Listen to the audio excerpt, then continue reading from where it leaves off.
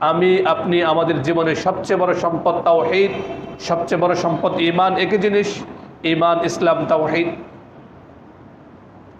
এমন কোনো চিন্তা, এমন কোনো ফিকির, এমন কোনো বিশ্বাস লালন করার সুযোগ নেই যেটা আমার ইসলামের চিন্তার সঙ্গে পরিপন্থী যায় না। এমন কোনো আদর্শ অনুসরণের সুযোগ নেই। আমি একাধিকবার বলেছি যে ইসলামের প্রত্যেকটা বিষয় স্বাতন্ত্রতায় অনন্য।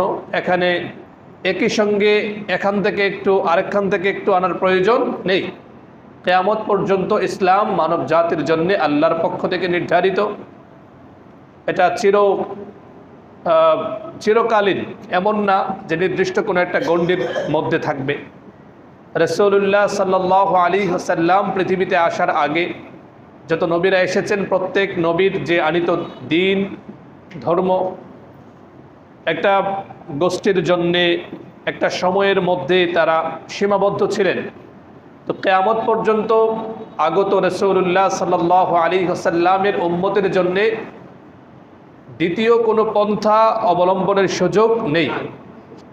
1450 বছর আগে আল্লাহ সুবহানাহু ওয়া তাআলা মুসলিম উম্মার সামনে স্পষ্ট ঘোষণা তিনি জানিয়ে দিয়েছেন, অবস্থান পরিষ্কার করেছেন। সূরাত আলে ইমরানের 19 নম্বর আয়াতে জগৎবাসীকে আল্লাহ সুবহানাহু ওয়া তাআলা জানিয়ে দিয়েছেন, ইন্নাদ-দীনা ইনদাল্লাহিল ইসলাম। দুনিয়াতে আল্লাহ সুবহানাহু ওয়া তাআলা আমাদেরকে ক্ষমতা দিয়েছেন, শক্তি দিয়েছেন, বিবেচনা বোধ আল্লাহ সুবহানাহু ওয়া তাআলা আমাদেরকে দিয়েছেন, যে যেদিকে ইচ্ছা পথ অবলম্বন করতে পারে। কিন্তু আল্লাহ সুবহানাহু ওয়া তাআলার কাছে গ্রহণযোগ্য একমাত্র জীবন আদর্শ, একমাত্র ধর্ম হচ্ছে ইসলাম। এখন যদি কেউ অন্য কোনো ধর্ম গ্রহণ করতে চায়, সেটা গ্রহণযোগ্য হবে? হবে না। অন্য কোনো ধর্ম, অন্য কোনো মতবাদ যদি সে অবলম্বন করতে চায়, এটা কিন্তু এই সূরাত আলে ইমরানের 19 নম্বর আয়াত থেকে স্পষ্ট। আল্লাহর কাছে গ্রহণযোগ্য একমাত্র ইসলাম।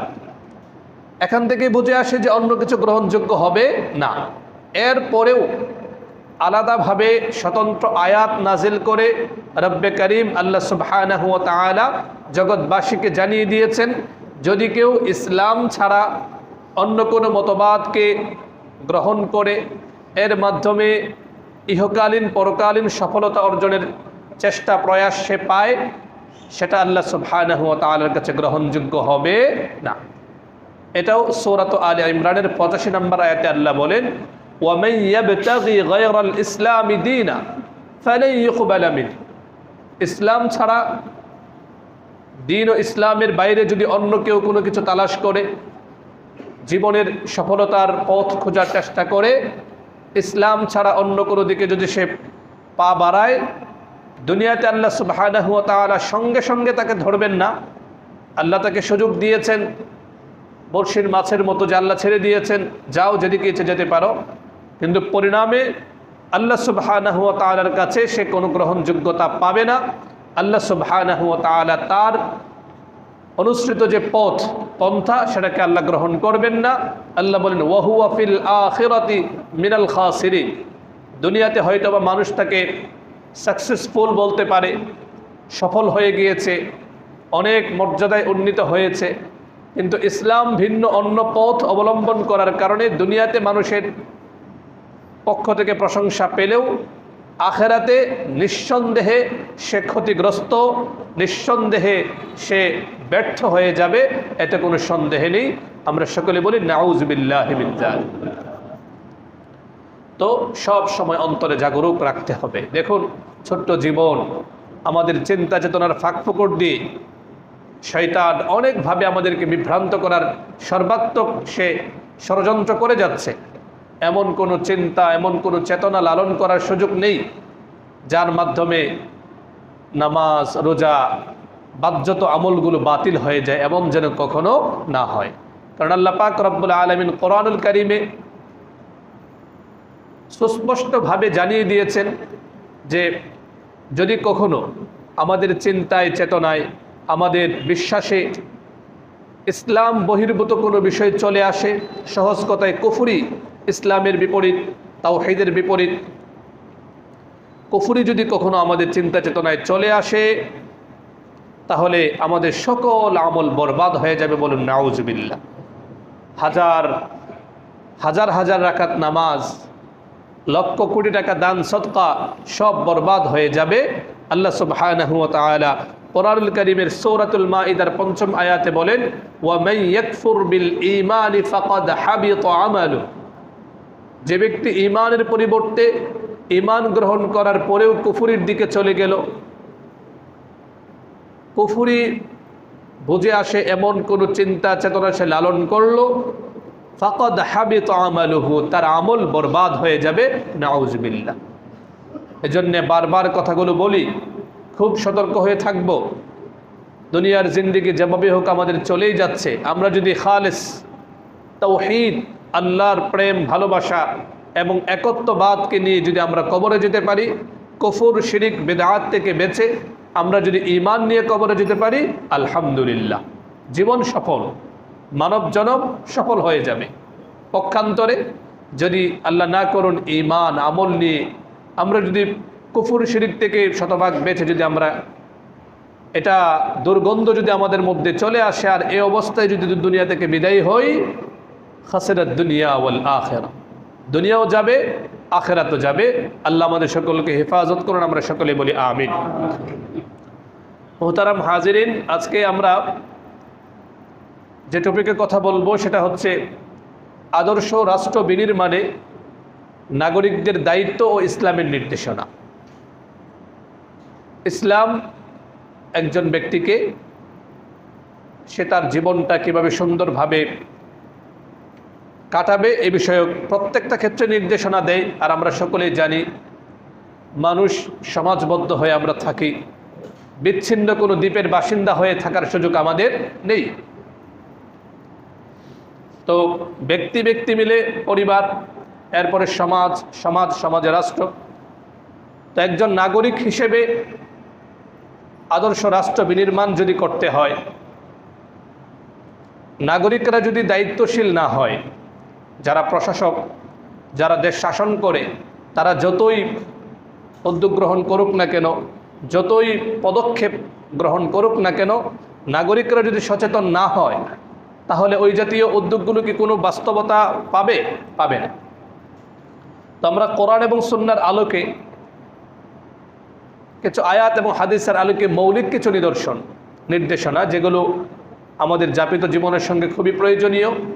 এমনিতে তো আদর্শ রাষ্ট্র বিনির্মাণে আল্লাহ সুবহানাহু ওয়া তাআলা কোরআনুল কারীমের অনেক আয়াতে নির্দেশনা দিয়েছেন।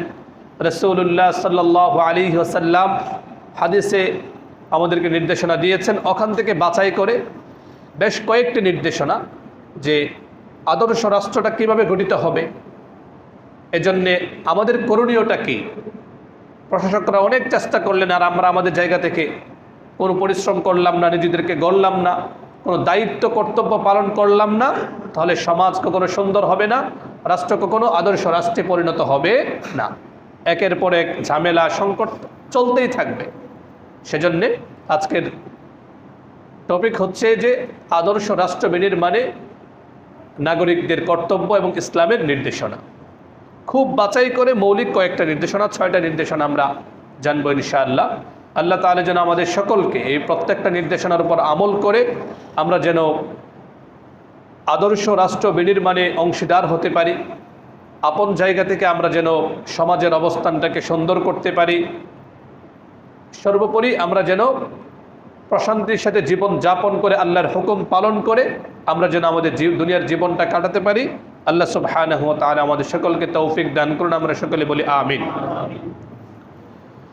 তো কোরআনুল কারীমের দিকে যদি আমরা দেখি যে কোরআনুল কারীম একজন নাগরিককে আদর্শ রাষ্ট্র বিনির্মাণে যে নির্দেশনাগুলো দেয় সেগুলোর মধ্যে অতি গুরুত্বপূর্ণ একটা নির্দেশনা, প্রথম নির্দেশনা যদি আমরা দেখি সেটা হচ্ছে আমানতদারিতা।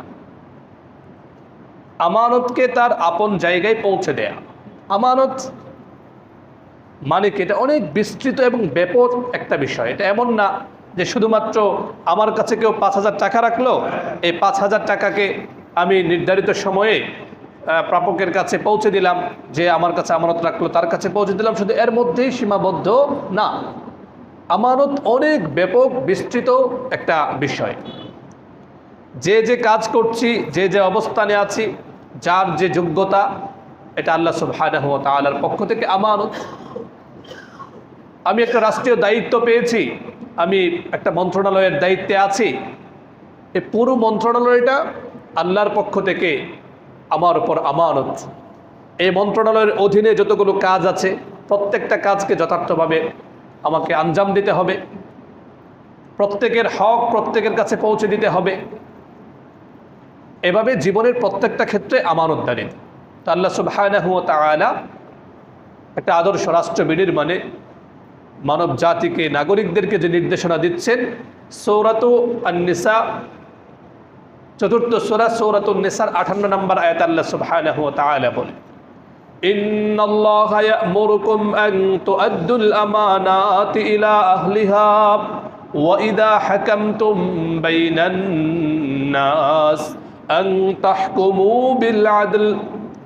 আল্লাহ রাব্বুল আলামিন বলেন, নিশ্চয়ই তোমাদের রব, নিশ্চয়ই আল্লাহ তোমাদেরকে আদেশ করছেন, আল্লাহ সুবহানাহু ওয়া তাআলা তোমাদেরকে নির্দেশ দিচ্ছেন, ইয়া'মুরুকুম আন তু'আদ্দুল আমানাতি ইলা আহলিহা, তোমরা আমানতগুলোকে প্রাপকের কাছে, যাদের কাছে পৌঁছে দেওয়ার কথা, সেই সকল ব্যক্তিদের কাছে যথার্থভাবে আমানতকে পৌঁছে দাও। সুবহানাল্লাহ। এরপর আল্লাহ রাব্বুল আলামিন বলেন, সমাজে থাকতে গেলে বিবাদ বিসংবাদ হতে পারে, সংকট দেখা দিতে পারে। আল্লাহ রাব্বুল আলামিন বলেন, ওয়াইদা হাকামতুম, তোমরা যখন ফায়সালা করবে, কোনো বিষয়ে যখন ফায়সালা দিবে, বিচার করবে, আন তাহকুমু বিল আদল, সেখানে যেন ইনসাফের ঝলক থাকে, ন্যায়পরায়ণতা থাকে, কোনো ধরনের জুলুম, কোনো ধরনের বেইনসাফি, কোনো ধরনের প্রতারণার আশ্রয় তোমরা নিবে না। তো আয়াত আমাদেরকে জানাচ্ছে জীবনের প্রতিটা ক্ষেত্রে আমাদেরকে আমানতদারিতার পরিচয় দিতে হবে। আমানতদারিতার পরিচয় না দিলে যতই আমরা চিৎকার চেঁচামেচি করি যে উন্নত রাষ্ট্র গড়তে চাই, সুন্দর দেশ গড়তে চাই, আমানতদারিতাটা এত গুরুত্বপূর্ণ, প্রত্যেকে যদি আপন আপন জায়গায় আমানতদার হয়ে যায়, সমাজ সুন্দর হয়ে যাবে, রাষ্ট্র আদর্শিক রাষ্ট্রে পরিণত হবে। বিশেষত যারা বিভিন্ন দায়িত্বে আছে তাদের জন্য আমানতদারিতার কতটা জরুরি আপনারা হযরত ইউসুফ আলাইহিস সালামের গল্প শুনেছেন।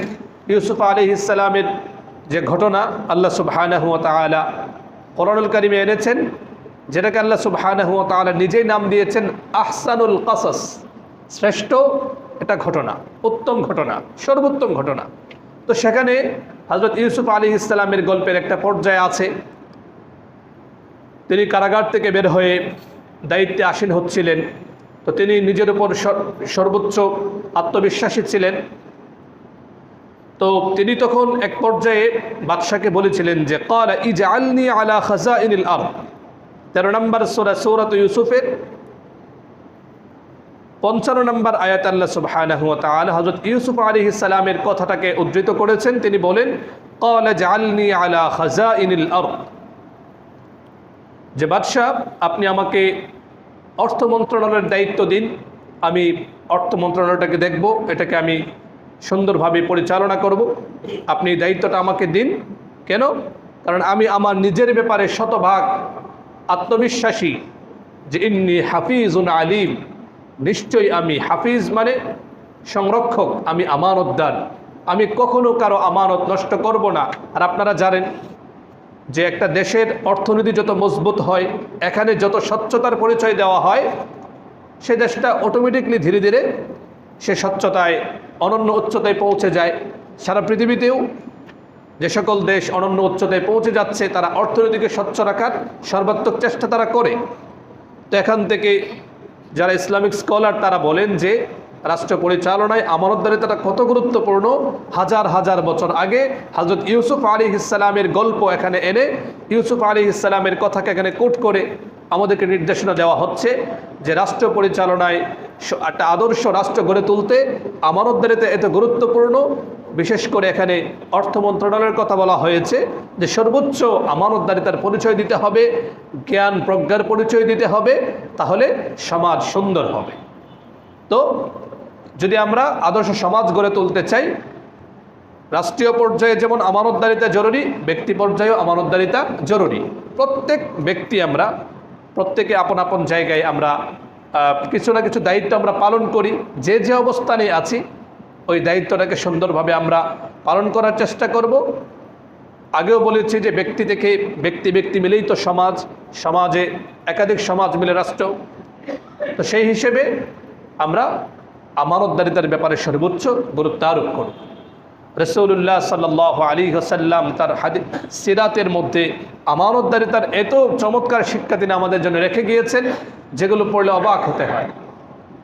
রাসূলুল্লাহ সাল্লাল্লাহু আলাইহি ওয়াসাল্লামের আমানতদারিতা কত অনন্য অসাধারণ ছিল। আপনারা জানেন যে তাওহীদের আওয়াজ তোলার কারণে রাসূলুল্লাহ সাল্লাল্লাহু আলাইহি ওয়াসাল্লামের বিরুদ্ধে মক্কার কাফেররা অবস্থান নিয়েছিল। এরপরেও তারা তাদের সম্পদ, তারা তাদের বিষয় সম্পদগুলো রাসূলুল্লাহ সাল্লাল্লাহু আলাইহি ওয়াসাল্লামের কাছে আমানত রাখতেন। কি জন্যে? কারণ তারা জানতেন তিনি ভালো মানুষ, তিনি আমানতের খেয়ানত করবেন না। এরপর রাসূলুল্লাহ সাল্লাল্লাহু আলাইহি ওয়াসাল্লাম কত নির্দেশনা দিয়েছেন, তার আচরণের মাধ্যমে সাহাবায়ে কেরামকে এমনভাবে গড়ে তুলেছেন যে আমানতদারিতায় তারা অনন্য ছিলেন। সুনান আবু দাউদের বর্ণনা হাদিস নাম্বার 3535, হযরত আবু হুরায়রা রাদিয়াল্লাহু তাআলা আনহু থেকে বর্ণিত, রাসূলুল্লাহ সাল্লাল্লাহু আলাইহি ওয়াসাল্লাম বলেন, আদ্দিল আমানা ইলা মান ইতামানাক, তোমার কাছে যে আমানত রেখেছে, সেটা টাকা পয়সা হোক বা তোমাকে একটা দায়িত্ব দিয়েছে, তুমি একটা পদ পেয়েছো, রাষ্ট্র পরিচালনার সুযোগ পেয়েছো, সরাসরি একদম চূড়ান্ত পর্যায়ের রাষ্ট্র পরিচালনা যেমন হতে পারে, সমাজের কোনো একটা দায়িত্ব তুমি পেয়েছো, অথবা পরিবারের একটা দায়িত্ব, বিশেষ করে বড় ভাই যারা থাকে, বাবা, সবারই দায়িত্ব থাকে। তো যাকে যেভাবে দায়িত্ব দেওয়া হয়েছে তোমরা সে আমানতকে পৌঁছে দাও। ওয়ালা তাখুন মান খানাক, কেউ যদি তোমার সঙ্গে খেয়ানত করেও ফেলে শয়তানের ধোঁকায়, তুমি ওই খেয়ানতের পথে যাবে না, তুমি প্রতারণার পথে যাবে না, তুমি বরং তাকে আল্লাহর জন্য মাফ করে দিয়ে সব সময় তুমি প্রতারণা থেকে বেঁচে থাকার সর্বাত্মক চেষ্টা করবে এবং আমানতদারিতায় নিজেকে অনন্য উচ্চতায় নিয়ে যাওয়ার চেষ্টা করবে। রাসূলুল্লাহ সাল্লাল্লাহু আলাইহি ওয়াসাল্লামের শিক্ষা। তো আমরা আদর্শ রাষ্ট্র গঠনে বিনির্মাণে যদি পরিশ্রম করে যেতে চাই, আমাদেরকে আমানতদারিতার পথে সর্বোচ্চ গুরুত্ব আরোপ করতে হবে।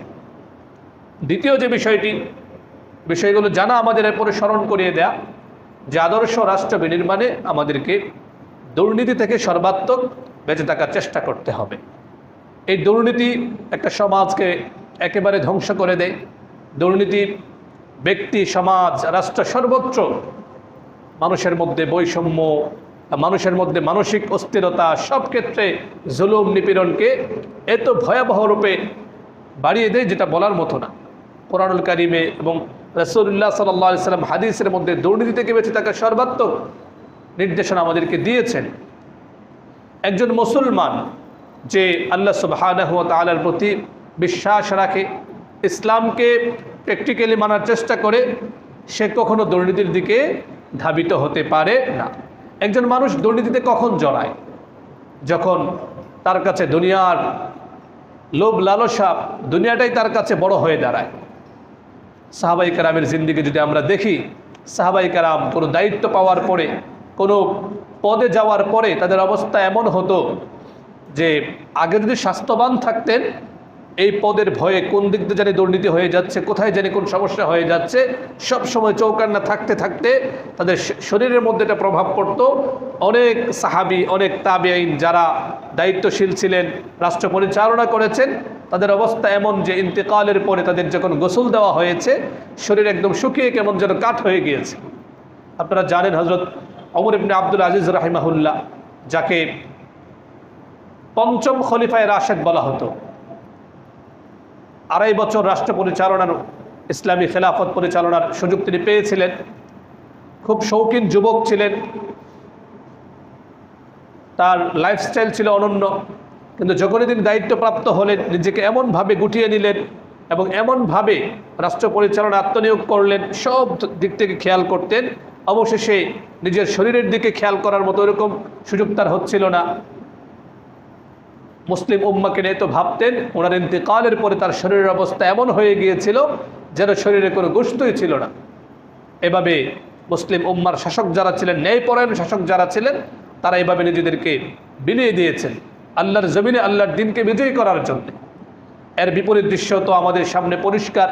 অনেকে দেখা যায় পদ পাওয়ার পরে অবস্থা এমন হয় যে আগের চেয়ে তারা আঙুল ফুলে কলাগাছ হয়ে যাচ্ছে। আমরা সবাই সচেতন, সব কিছু দেখে জানি। তো দুর্নীতি থেকে আমাদেরকে সর্বাত্মক বেঁচে থাকতে হবে। যে যে অঙ্গনে আছে যে আমরা দুর্নীতিকে কখনো প্রশ্রয় দিব না। আমি যদি একটু মুসলমান হয়ে থাকি, ইসলামকে মানার চেষ্টা করি, আমাকে অবশ্যই দুর্নীতি থেকে বাঁচতে হবে, এর কোনো বিকল্প নেই। রাসূলুল্লাহ সাল্লাল্লাহু আলাইহি ওয়াসাল্লাম এক যুদ্ধ থেকে ফিরছিলেন।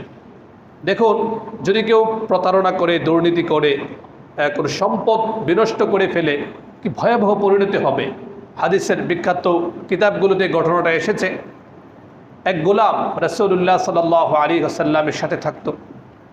তো এই গোলাম জিহাদের ময়দানে খুব তার বাহাদুরি প্রকাশ করেছে, সে বীর বিক্রমে লড়াই করেছে। তো সাহাবায়ে কেরাম বললেন, তো সে তো নিঃসন্দেহে জান্নাতি। খুব জিহাদের ময়দানে আল্লাহর জমিনে আল্লাহর দ্বীনকে বিজয়ী করার জন্যে জীবনকে উৎসর্গ করার মানুষে সে সবার আগে আগে ছিল, লড়াই করেছে, সংগ্রাম করেছে। তো যখন ওই গোলাম সাহাবী যখন মারা গেল, রাসূলুল্লাহ সাল্লাল্লাহু আলাইহি সাল্লামের কাছে যখন এগুলো বলা হচ্ছিল, তখন রাসূলুল্লাহ সাল্লাল্লাহু আলাইহি সাল্লাম বলেন, হুয়া ফিন্নার, বলুন নাউযুবিল্লাহ, বলো এই যে ব্যক্তি সে জাহান্নামী। তো সাহাবায়ে কেরাম অবাক হয়ে জিজ্ঞেস করলেন, ইয়া রাসূলুল্লাহ কি হলো? তো তখন রাসূলুল্লাহ সাল্লাল্লাহু আলাইহি ওয়াসাল্লাম বললেন যে গনিমতের সম্পদ বন্টন হওয়ার আগেই এই গোলাম দুর্নীতি করেছিল, এখান থেকে একটা অংশ সে সরিয়ে নিয়েছিল। আল্লাহ সুবহানাহু ওয়া তাআলা এটা এত অপছন্দ হয়েছে, এটা তার এই দুর্নীতিটা, এই খেয়ানতটা, যার ফলে জিহাদের ময়দানে সে তার জীবন উৎসর্গ করার পরেও তার এই দুর্নীতির কারণে, এই সম্পদে খেয়ানত করার কারণে, কারণ গনিমতের মাল এটা ভাগ হবে, রাসূলুল্লাহ সাল্লাল্লাহু আলাইহি ওয়াসাল্লাম সুন্দর করে বন্টন করবেন, এর আগে নিজেই এখানে হস্তক্ষেপ করা, তাসরুফ করা, এই কোনো সুযোগ নেই। কিন্তু ওই ব্যক্তি সেই কাজটা করে ফেলেছিল, যার ফলে এই দুর্নীতির কারণে রাসূলুল্লাহ সাল্লাল্লাহু আলাইহি ওয়াসাল্লাম এত সন্তুষ্ট হলেন যে সাহাবায়ে কেরামের প্রশংসার মাঝেই তিনি বললেন, এই লোক জাহান্নামী, কারণ সে দুর্নীতি করেছে, সে খেয়ানত করেছে, সে সম্পদ অন্যায়ভাবে সে হস্তক্ষেপ করেছে। এজন্যে আল্লাহ সুবহানাহু ওয়া তাআলা তার প্রতি রাগান্বিত হয়ে তাকে জাহান্নামে পাঠিয়ে দিয়েছেন, বলুন নাউযুবিল্লাহ। তো বলছিলাম, আদর্শ রাষ্ট্র বিনির্মাণে দুর্নীতি পরিহারের কোনো বিকল্প নেই। দৃঢ় প্রতিজ্ঞ হতে হবে যে কখনো আমরা কোনো এই জাতীয় প্রতারণা, দুর্নীতির পথে আমরা কখনো হাঁটব না। শুধুমাত্র বড় বড় পদে থাকলেই যে মানুষ দুর্নীতি করবে সেটা এমন না। সমাজে আমরা সবাই সচেতন দেখি, বিভিন্নভাবে দুর্নীতি হচ্ছে। তা আমরা যদি আমাদের আপন জায়গা থেকে সচেতন না হই, রাষ্ট্র পরিচালক যারা তারা যত কিছুই বলুক, আমরা সচেতন না হলে এটা কোনোভাবেই দূর হবে না। দেখুন রাসূলুল্লাহ সাল্লাল্লাহু আলাইহি ওয়াসাল্লাম কতভাবে আমাদেরকে সতর্ক করেছেন। দুর্নীতির একটা বহিঃপ্রকাশ হচ্ছে ঘুষ আদান প্রদান করা। রাসূলুল্লাহ সাল্লাল্লাহু আলাইহি ওয়াসাল্লামের নির্দেশনা, সুনান আবু দাউদের বর্ণনা 3580 নম্বর হাদিস। এই হাদিসটি আব্দুল্লাহ ইবনে আমর ইবনুল আস রাদিয়াল্লাহু আনহু বর্ণনা করেন। রাসূলুল্লাহ সাল্লাল্লাহু আলাইহি ওয়াসাল্লাম বলেন, লাআনাল্লাহু আর-রাশিয়া ওয়াল মুরতাশিয়া, যে আল্লাহ সুবহানাহু ওয়া তাআলা ঘুষ দাতা এবং ঘুষ গ্রহীতা উভয়ের উপর আল্লাহ সুবহানাহু ওয়া তাআলা অভিশাপ দেন, বলুন নাউযুবিল্লাহ। কারণ ভাবা যায় আল্লাহ সুবহানাহু ওয়া তাআলা কিন্তু অভিশাপ দেন। আল্লাহ অভিশাপ দেওয়ার মানে কি? আল্লাহর রহমত তাদের উপর থাকে না। দুনিয়াতে হয়তো সাময়িকভাবে তারা খুব ভালো অবস্থানে থাকতে পারে, কিন্তু যারা ঘুষের সঙ্গে জড়িত, যারা মানুষের হারামভাবে সম্পদ নিয়ে নিচ্ছে, বিভিন্নভাবে মানুষের সম্পদের মধ্যে, রাষ্ট্রীয় সম্পদের মধ্যে যারা হস্তক্ষেপ করছে, তারা যত অবস্থানে থাকুক না কেন, তাদের উপর আল্লাহর পক্ষ থেকে লানত হয়, তাদের উপর আল্লাহ সুবহানাহু ওয়া তাআলার পক্ষ থেকে অভিশাপ আসে, তাদের জীবনে কোনো বরকত থাকে না, তাদের জীবনটা দুনিয়াতে একটা অশান্তির কারণ হয়ে দাঁড়ায়। আপনারা দেখেছেন, জানেন, পত্রপত্রিকায় আসে যে এক সময় খুব হম্বিতম্বি করছে, খুব হুঙ্কার দিচ্ছে, হঠাৎ করে এক সময় তার দুর্নীতির খবর ফাঁস হয়ে যাচ্ছে, ইজ্জত সম্মান পড়ে থাকে, কোনো কিছুই থাকে না, মানে দুনিয়াটাও তার শেষ। এখন সে যত তওবাই করুক, দুর্নীতি এমন একটা অবস্থা একবার এগুলোতে জড়িয়ে গেলে এবং এটার মাধ্যমে যদি একবার তার ইজ্জত চলে যায়, এরপরে শতভাগ তওবা করার পরেও আল্লাহর কাছে হয়তো সে গ্রহণযোগ্য হয়ে যেতে পারে, তওবা কবুল হয়ে যেতে পারে, কিন্তু সমাজে তার আর কোনো ওই ধরনের অবস্থান আর থাকে না। এজন্যে খুব সতর্ক থাকতে হবে। সব ধরনের দুর্নীতি থেকে আমরা নিজেরাও বাঁচব, দুর্নীতিতে কোনো ধরনের প্রশ্রয়, কোনো ধরনের সহযোগিতা আমরা করব না। তৃতীয় যে নির্দেশনা, যদি আমরা আদর্শ রাষ্ট্র বিনির্মাণ করতে চাই, তৃতীয় নির্দেশনা হচ্ছে মিথ্যা কথা বলা, মিথ্যা সাক্ষ্য দেওয়া, এগুলো থেকে বেঁচে থাকতে হবে। সমাজের মধ্যে আমরা দেখি কত মানুষের ইজ্জত সম্মান বিনষ্ট হয় মিথ্যা কথার মাধ্যমে, মিথ্যার মাধ্যমে সাক্ষ্য দিচ্ছে। তিনি কখনোই যদিও অপরাধে যুক্ত হননি, অথচ জাস্ট হিংসার বশবর্তী হয়ে বিদ্বেষে কারণে তার বিরুদ্ধে সাক্ষ্য দিচ্ছে, মিথ্যা সাক্ষী, এবং একটা মিথ্যা সাক্ষীর কারণে কতজনের ফাঁসি পর্যন্ত হয়ে যাচ্ছে। এজন্য খুব সতর্ক থাকতে হবে। দেখুন, কিছু গুনাহ এমন আছে, গুনাহে গুনাহে পার্থক্য আছে, কিছু গুনাহ পাপ এমন আছে যেগুলো একান্তই বান্দা এবং আল্লাহর মাঝে। সে নামাজ পড়লো না, সে ধরুন জাকাতের মতো একটা গুরুত্বপূর্ণ কাজে সে অবহেলা করলো, আল্লাহ সুবহানাহু ওয়া তাআলা চাইলে তার একান্ত দয়া ক্ষমা করে দিতে পারে। কিন্তু মিথ্যা কথার মাধ্যমে, মিথ্যা সাক্ষ্যের মাধ্যমে কাউকে বেইজ্জতি করা হলো, নাউজুবিল্লাহ, কারো জীবন বিপন্ন করার মতো অবস্থায় চলে গেল, খুব সতর্ক থাকতে হবে, সাবধান হতে হবে। আমার একটা কথায় যদি কারো বেইজ্জতি হয়, আমার একটা মিথ্যা সাক্ষ্যের মাধ্যমে যদি কারো জীবন বিপন্ন হওয়ার মতো অবস্থা তৈরি হয়, কিয়ামতের কঠিন ময়দানে আল্লাহ সুবহানাহু ওয়া তাআলা আমাকে ক্ষমা করবেন না। ওই ব্যক্তির কাছ থেকে ক্ষমা নেওয়ার আগ পর্যন্ত কোনোভাবেই আমার বাঁচার কোনো উপায় থাকবে না। এজন্য খুব সতর্ক। সাময়িক একটা ক্ষমতা আসলো, সাময়িক প্রভাবে সমাজ আমার কথায় উঠে বসে একে ফেলে দিলাম, ওর বিরুদ্ধে কথা বললাম, ওর বিরুদ্ধে মিথ্যা সাক্ষ্য দিলাম, বিভিন্ন প্রপাগান্ডা চালিয়ে তাকে হেনস্থা করার চেষ্টা করলাম। সাবধান হয়ে যেতে হবে। এটাই একমাত্র জীবন না, দুনিয়ার জীবনটা একমাত্র জীবন না। মৃত্যু পরবর্তী জীবনে আল্লাহর সামনে দাঁড়িয়ে সব হিসাব দিতে হবে। তো আদর্শ রাষ্ট্র বিনির্মাণে আমাদের তৃতীয় খুব গুরুত্বপূর্ণ করণীয় হচ্ছে সব ক্ষেত্রে আমরা মিথ্যা কথা যেমন পরিহার করব, মিথ্যা সাক্ষ্য দেওয়াকে আমাদের সম্পূর্ণ পরিহার করতে হবে। কোরআনুল কারীমে আল্লাহ সুবহানাহু ওয়া তাআলা একাধিক জায়গায় সবসময় যেন আমরা সত্য কথা বলি, আমরা যেন মিথ্যা থেকে বেঁচে থাকি, এই বিষয়ে স্পষ্ট নির্দেশনা দিয়েছে। কোরআনুল কারীমের 22 নম্বর সূরা সূরাতুল হজ্জে 30 নম্বর আয়াতে আল্লাহ সুবহানাহু ওয়া তাআলা বলেন, ওয়াজতানিবু কাওলাজ জুর, ওয়াজতানিবু কাওলাজ জুর, মিথ্যা কথা থেকে তোমরা বেঁচে থাকো। সমাজ ধ্বংস হয়ে যায় মিথ্যার মাধ্যমে। অবস্থাটা এমন এখন, কেমন যেন আমরা ঘুম থেকে উঠে মিথ্যা বলা শুরু করি, উঠতে বসতে চলতে ফিরতে মিথ্যা কথা বলছি, সামান্য থেকে সামান্য কারণে মানুষের ইজ্জত নিয়ে ছিনিমিনি খেলছি। এভাবে এক সময় দেখা যায় আমাদের অন্তর মরে যাচ্ছে। মিথ্যার মাধ্যমে সবচেয়ে বড় যে ক্ষতিটা হয়, আল্লাহ তো সন্তুষ্ট হন, একজন ব্যক্তির অন্তরটা মরে যায়, তার ব্যক্তিত্ব নষ্ট হয়। এক সময় দেখা যায় সে নিজে নিজের কথা বিশ্বাস করতে পারে না, এবং এগুলোর ভয়াবহ পরিণাম সে দুনিয়াতেই ভোগ করে। কেউ যদি কোনো একটা মিথ্যা কথা বলে, মিথ্যার মাধ্যমে কাউকে অপদস্থ করার চেষ্টা করে, সম্পূর্ণ মিথ্যা এর মাধ্যমে অপদস্থ করে, আমাদের সামনে একাধিক দৃষ্টান্ত বারবার প্রকাশিত হয়। আল্লাহ সুবহানাহু ওয়া তাআলা ওই ব্যক্তিকে দুনিয়াতে লাঞ্ছিত করেন, এমনভাবে লাঞ্ছিত করেন যে আর ফিরে আসার সুযোগ থাকে না। আমরা কোরআনুল কারীম থেকে শিক্ষা গ্রহণ করি, ব্যক্তিগতভাবে আমাদের ব্যক্তি সংশোধনে অগ্রসর হই, যে আমরা কখনো মিথ্যা কথা বলবো না, কোনো মিথ্যা সাক্ষ্য দিব না। কারণ সবসময় সতর্ক থাকতে হবে, দুনিয়ার কেউ না জানুক, তো जो करता है चुपके अहले जहां से कोई देखता है तुझे आसमान से, দুনিয়ার কেউ না জানুক, কেউ না বুঝুক, আল্লাহ সুবহানাহু ওয়া তাআলা সব দেখছেন। আমার একটা মিথ্যা সাক্ষ্য যখন আমি দিচ্ছি, কোনটা মিথ্যা কথা আমি বলছি, সঙ্গে সঙ্গে যদি আল্লাহ সুবহানাহু ওয়া তাআলা আমার জিহ্বাটাকে বন্ধ করে দেন, সঙ্গে সঙ্গে যদি আল্লাহ সুবহানাহু ওয়া তাআলা আমার উপর আকাশ থেকে আযাব বর্ষণ করেন, কি ভয়াবহ অবস্থা হবে। সতর্ক থাকতে হবে। কোরআনুল কারীমের যেমন আল্লাহ সুবহানাহু ওয়া তাআলা মিথ্যা পরিহারের ব্যাপারে সতর্ক করেছেন, সব সময় ধমকি বানিয়ে দিয়েছেন, অনুরূপভাবে সহিহ বুখারী শরীফের বর্ণনা হাদিস নাম্বার 2654 প্রসিদ্ধ হাদিস, হযরত আবু বকর রাদিয়াল্লাহু আনহু থেকে বর্ণিত, তিনি বলেন একদিন রাসূলুল্লাহ সাল্লাল্লাহু আলাইহি ওয়াসাল্লাম সাহাবীদেরকে নিয়ে বসা ছিলেন, বসে তিনি বলেন আলা উনাব্বিউকুম বিআকবারিল কাবায়ের, ও আমার প্রিয় সাহাবীরা, সবচেয়ে ভয়াবহ কবিরা গুনাহ কোনগুলো আমি কি বলে দিব? এই কথাটা নবী সাল্লাল্লাহু আলাইহি ওয়াসাল্লাম তিনবার বললেন যে আমি কি বলে দিব, আমি কি বলে দিব। এমন ভয়াবহভাবে বলছিলেন যে সাহাবায়ে কেরাম ভীত সন্ত্রস্ত হয়ে পড়েছিলেন, না জানি কি বলেন। তো ভূমিকা দেওয়ার পরে তিনি বললেন, মনে রেখো, সাবধান, ভয়াবহ, আল্লাহ সুবহানাহু ওয়া তাআলা খুব রাগান্বিত হন। এর মধ্যে প্রথম হচ্ছে যারা আল্লাহর সঙ্গে শরিক করে, যারা শিরকের গুনাহে লিপ্ত হয়, যারা শিরকের সঙ্গে জড়িয়ে যায়, আল্লাহ সুবহানাহু ওয়া তাআলা তাদের উপর খুবই অসন্তুষ্ট হন। দ্বিতীয় ভয়াবহ কবিরা গুনাহ, সেটা হচ্ছে পিতামাতার সঙ্গে খারাপ আচরণ করা, উকুকুল ওয়ালিদাইন, পিতামাতার অবাধ্য হয়ে যাওয়া।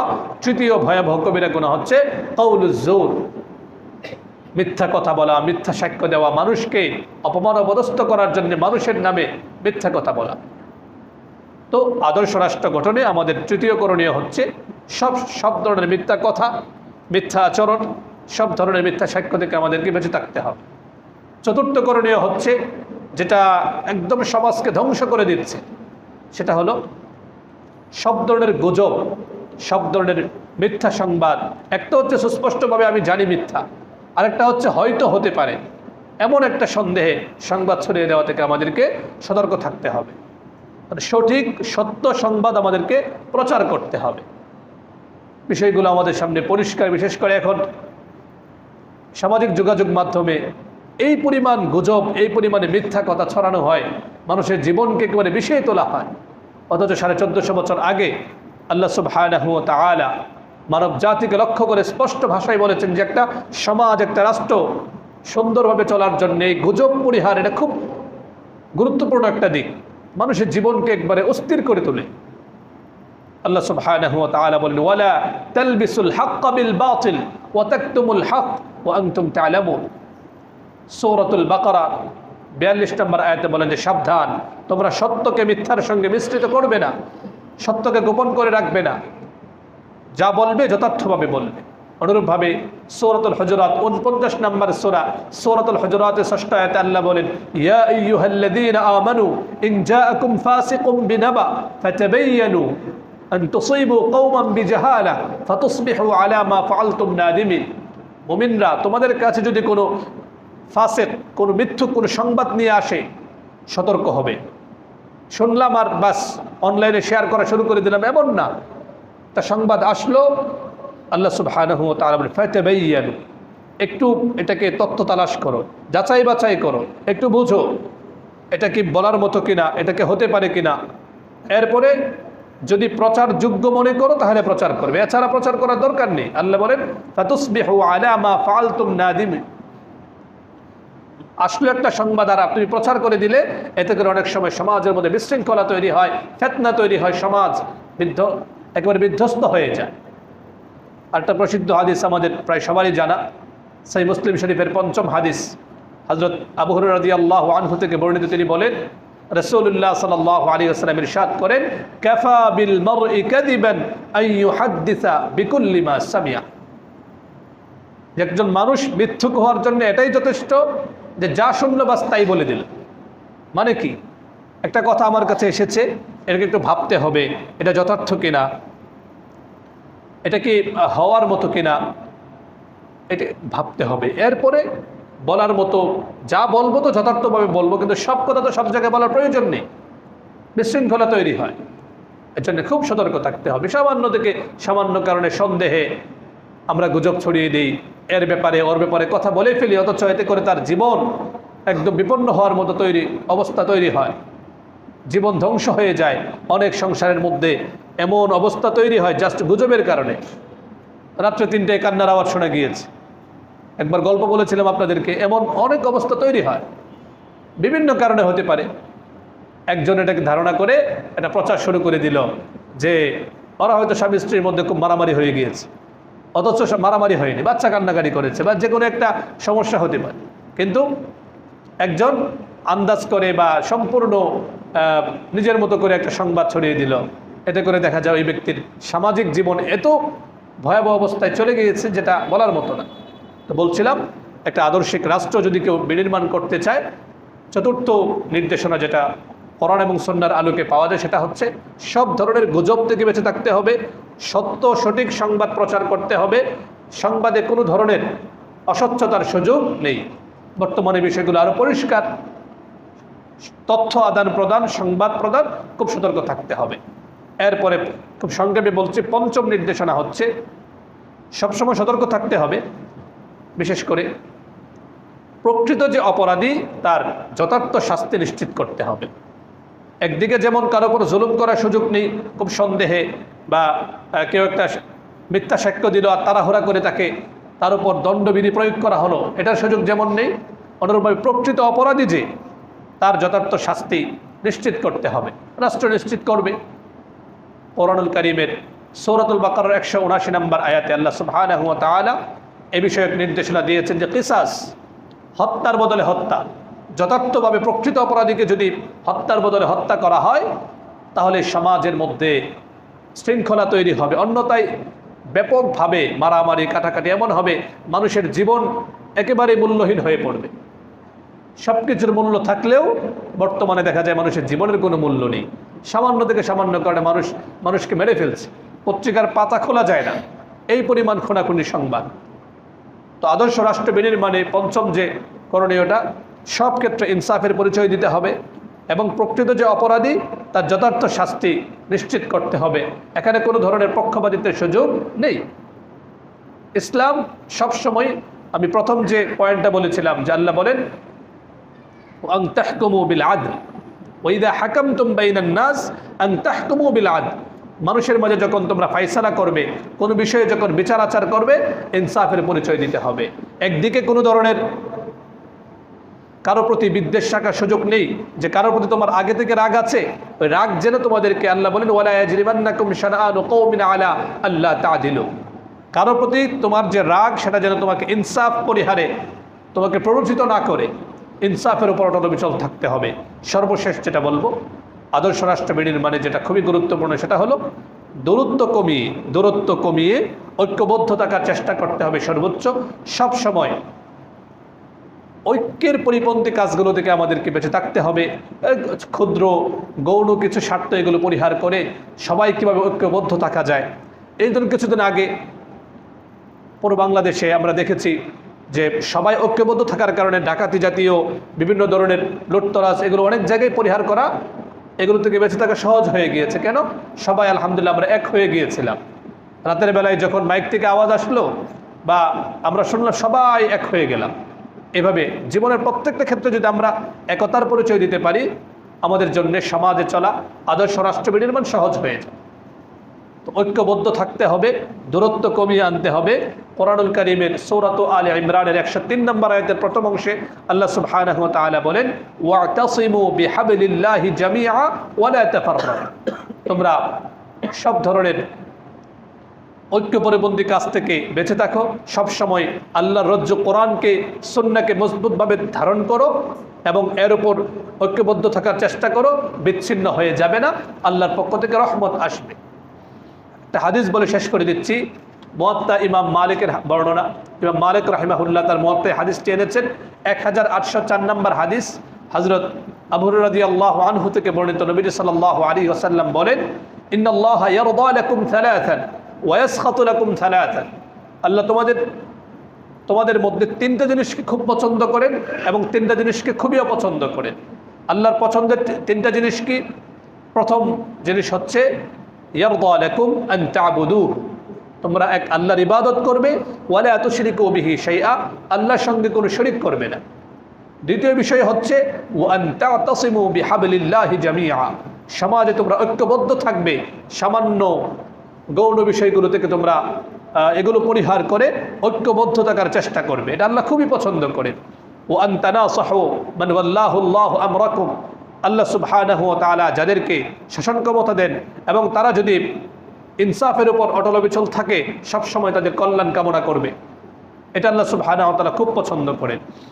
আর আল্লাহর কাছে অপছন্দের জিনিস কি? তিনটা। আল্লাহ রাসূল সাল্লাল্লাহু আলাইহি ওয়াসাল্লাম বলেন, এক হচ্ছে কিলা ওয়া কাল, খালি কথায় কথায় তর্কে জড়ানো, কিছু হলেই তর্কের অবস্থা তৈরি হয়ে যাওয়া। দ্বিতীয় অপছন্দের জিনিস হচ্ছে ইযাআতুল মাল, ধন সম্পদের অপচয়। দরকার 5 টাকা খরচ করা, এখানে 100 টাকা খরচ করে ফেলা, রাষ্ট্রীয় সম্পদ অপচয় করা, এগুলো মানুষের পক্ষ থেকে আমানত। তৃতীয় বিষয় হচ্ছে ওয়াকাসরাতুস সুআল, খুব বেশি সোয়াল করা, এর কাছে চাওয়া, ওর কাছে চাওয়া, এই জাতীয় জিনিস থেকে বেঁচে থাকা। আমরা যদি এই যে 6টা নির্দেশনা বললাম, আমানতদারিতার পরিচয় দেওয়া, দুর্নীতি থেকে বেঁচে থাকা, সবসময় সত্য বিষয়ে অটল অবিচল থাকা, মিথ্যা পরিহার করা, তারপর চতুর্থ যে বিষয়টা বললাম, সংবাদ প্রচারে খুব সতর্ক থাকা, আমার দ্বারাতে যেন কোনো গুজব সমাজে না ছড়ায়, কোনো মিথ্যা সংবাদ যেন আমি না বলি। পঞ্চম যেটা, আপন আপন জায়গা থেকে আমরা সবসময় প্রকৃত যে অপরাধী তার যথার্থ শাস্তির ব্যাপারে আমরা আওয়াজ তুলব, সমাজ সুন্দর হবে। সর্বশেষ যেটা বললাম, ঐক্যবদ্ধ থাকতে হবে, তাহলে আদর্শ রাষ্ট্র বিনির্মাণ হবে, আদর্শ রাষ্ট্রের সুফল আমরা ভোগ করতে পারবো। আল্লাহ সুবহানাহু ওয়া তাআলা আমাদের সকলকে আপন আপন জায়গা থেকে আমরা যেন নাগরিকদের যে কর্তব্যের কথা বললাম, 6টা কর্তব্য, দায়িত্ব, এগুলো আমরা পালন করতে পারি, একদম আদর্শ সমাজ রাষ্ট্র যেন আমরা গড়ে তুলতে পারি। আল্লাহ সুবহানাহু ওয়া তাআলা আমাদের সকলকে তৌফিক দান করুন। আমিন। ওয়া আখিরু দাওয়ানা আলহামদুলিল্লাহি রাব্বিল আলামিন।